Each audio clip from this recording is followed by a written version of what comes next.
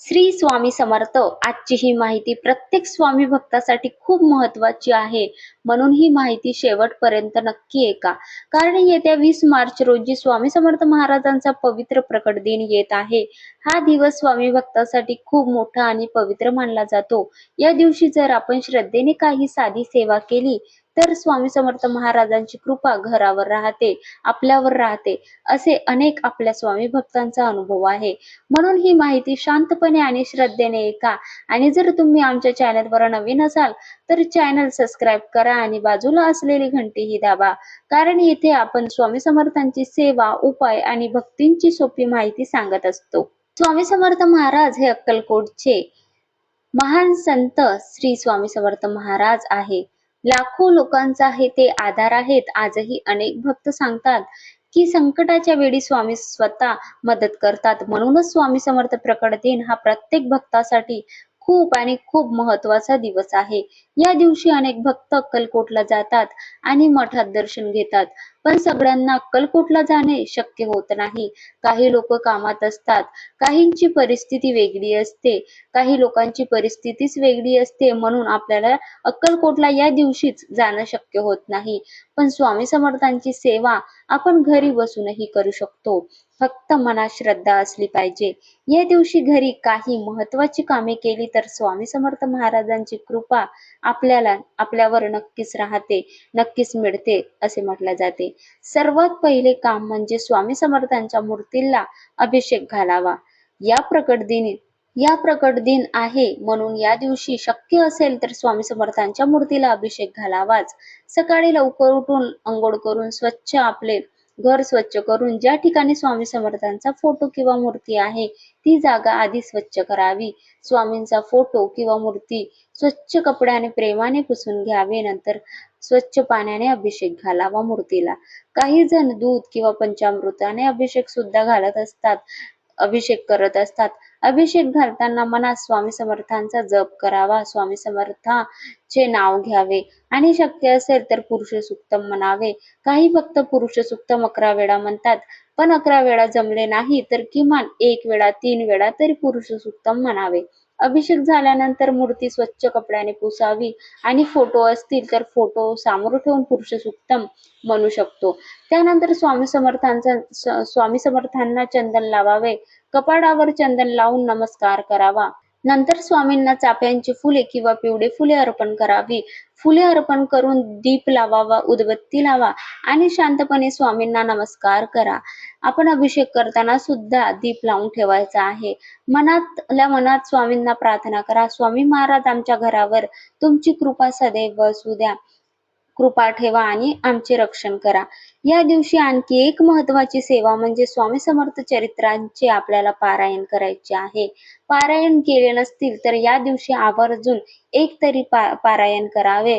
प्रकट दिनी शक्य असेल तर स्वामी समर्थ चरित्र वाचावे किंवा पारायण सुरू करावे. महात्म्य सुद्धा या दिवशी वाचू शकतो. शांत बसून आणि श्रद्धेने वाचावे. स्वामी समर्थांनी भक्तांना कशी मदत केले, कसे मार्गदर्शन केले हे ऐकले की मनाला खूप शांती मिळते, खूप बळ मिळते. म्हणून या दिवशी पारायण करणे खूप शुभ मानले जाते. आता दुसरे म्हणजे तसेच या दिवशी शक्य असेल तर मंदिर किंवा मठात जाऊन दर्शन घ्यावे. स्वामी समर्थांचे चरणी एक श्रीफळ म्हणजे नारळ अर्पण करावे. पण श्रीफळ अर्पण करताना फक्त नारळ ठेवायचं नाही तर मनापासून प्रार्थना करायची असते. नारळ हातात घेऊन शांतपणे स्वामींना सांगावे, स्वामी महाराज तुमच्याशिवाय आमचे कोणी नाही, तुम्हीच आमचे सर्व काही आहात. आम्हाला योग्य मार्ग दाखवा, आम्हाला चांगली बुद्धी द्या, आमच्या जीवनात योग्य निर्णय घेण्याची शक्ती द्या. येणाऱ्या दिवसामध्ये आम्हाला योग्य मार्ग मिळू द्या. माझ्या कामामध्ये मला यश मिळू द्या. आमच्या घरावर तुमची कृपा सदैव ठेवा. अशी प्रार्थना मनात किंवा आपल्या आवाजामध्ये श्रीफळावर सांगावी आणि नंतर ते स्वामी समर्थांच्या चरणी अर्पण करावे. अशी श्रद्धेने केलेली प्रार्थना स्वामी समर्थ नक्की ऐकतात असा आपला अनुभव आहे आणि स्वामींना एखादी गोड असा नैवेद्य स्वामींसाठी घेऊन जा. तिसरे महत्वाचे काम म्हणजे स्वामींना नैवेद्य दाखवावे. या दिवशी गोड नैवेद्य दाखवणे खूपच शुभ मानले जाते. घरात शक्य असेल तर गोड पदार्थ बनवावे, जसे की बेसन लाडू, पुरणपोळी हे स्वामींना खूप आवडतात. बेसन लाडू खूप त्यांचे आवडते आहे किंवा पंचपक्वान्न हे पदार्थ प्रेमाने बनवावे आणि स्वामी समर्थांच्या समोर अर्पण करावे. स्वामींच्या मठात मंदिरात जाताना हा पदार्थ आपल्याला अर्पण करायचा आहे. दीप लावून नमस्कार करून म्हणावे, स्वामी महाराज हा नैवेद्य स्वीकार करा. मग यामध्ये तुम्ही स्वामींना पिठलं म्हणजेच भाकरी पण खूप आवडत होती, म्हणून भाकर, बेसन असा पदार्थ आपल्याला बनवून स्वामींना नैवेद्य म्हणून घरी पण अर्पण करायचा आहे आणि मठात शक्य असल्यास एखादी मिठाई किंवा बेसनचा लाडू अर्पण करावा. थोडा वेळ नैवेद्य ठेवावा आणि नंतर तो प्रसाद घरातील सगळ्यांना द्यावा. प्रसाद वाटल्याने घरात आनंद आणि समाधान वाढते असे सांगितले जाते. स्वामी समर्थ महाराज आपल्या भक्तांना कधीच सोडत नाही असा अनेक अनुभव सांगितले जातात. संकटाच्या वेळी स्वामी स्वतः म्हणतात, स्वतः मदत करतात असा सर्व स्वामी भक्तांचा अनुभव आहे. पण एक गोष्ट लक्षात ठेवावी, स्वामींची सेवा मनापासून केली पाहिजे.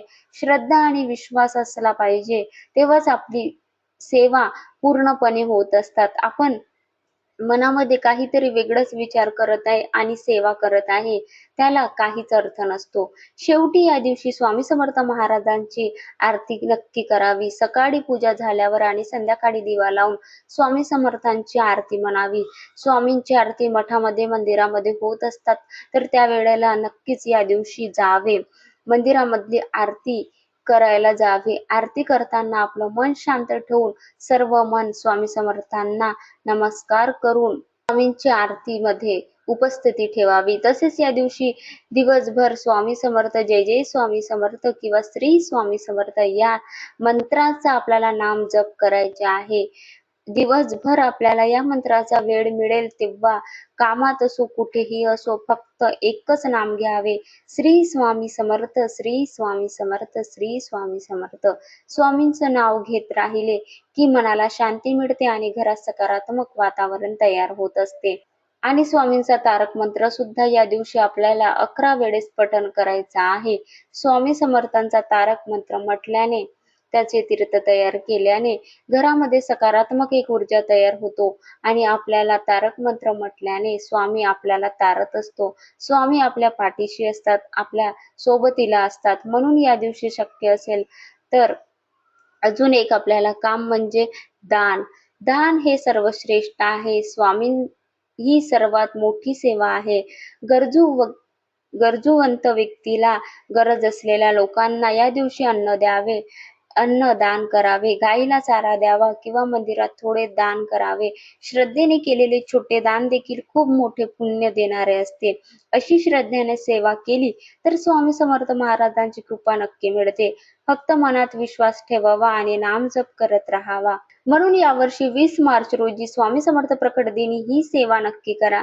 स्वामी समर्थांच्या मूर्तीला अभिषेक घाला आणि पुरुष सुक्तम म्हणा, स्वामींना चंदन लावा, फुले अर्पण करा, स्वामी समर्थ चरित्राचे पारायण करा, मंदिर किंवा मठात जाऊन श्रीफळ अर्पण करा आणि मनापासून प्रार्थना करा.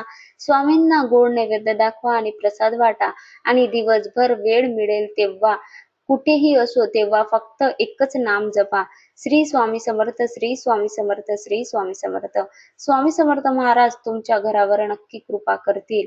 आणि कमेंटमध्ये सुद्धा श्री स्वामी समर्थ लिहायला विसरू नका. जो कोणी स्वामी भक्त असतील त्यांनी श्री स्वामी समर्थ लिहायला विसरणार नाही आणि एक लाईक करायला सुद्धा विसरणार नाही. म्हणून ही माहिती आवडल्यास एक लाईक करा आणि श्री स्वामी समर्थ लिहायला विसरू नका. आपल्याकडनं जशी सेवा शक्य होणार तशी सेवा या दिवशी करण्याचा प्रयत्न करा.